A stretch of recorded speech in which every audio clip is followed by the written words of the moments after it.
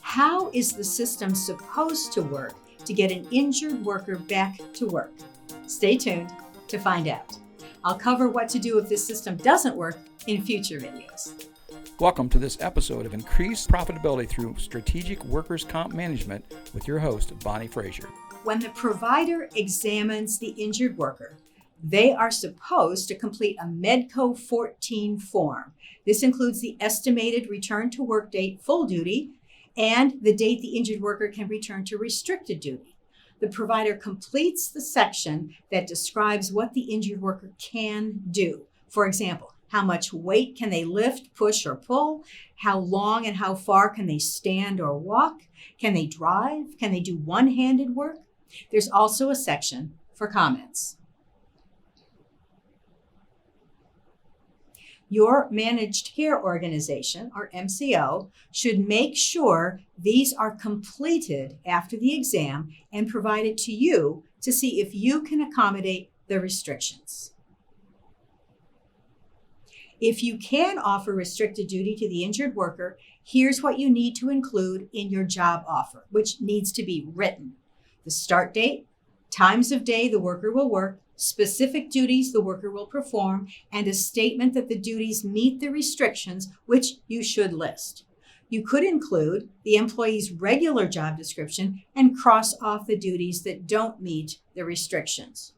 Provide the written job offer to the BWC, MCO, and the injured worker. The hours of restricted duty do not have to be the same as the worker's usual shift, but the pay rate must remain the same. The hours of work should be reasonable.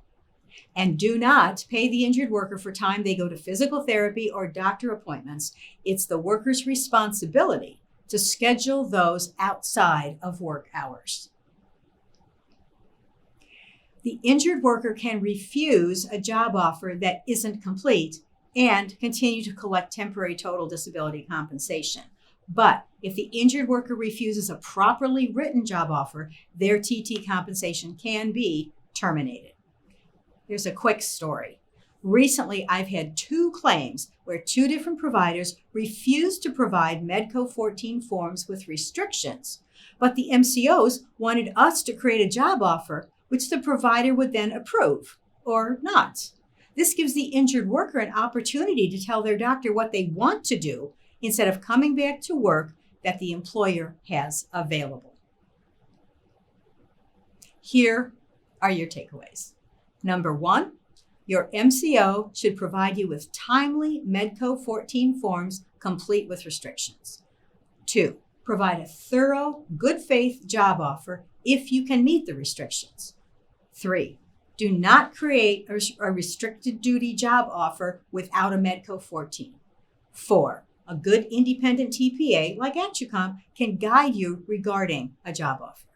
And 5, for an easy to understand chart about which player does what, BWC versus MCO versus TPA, go to actucomp-ohio.com and request the chart.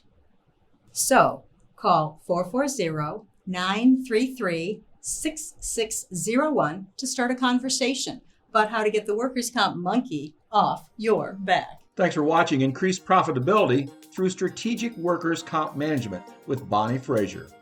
For more information, visit actucomp-ohio.com.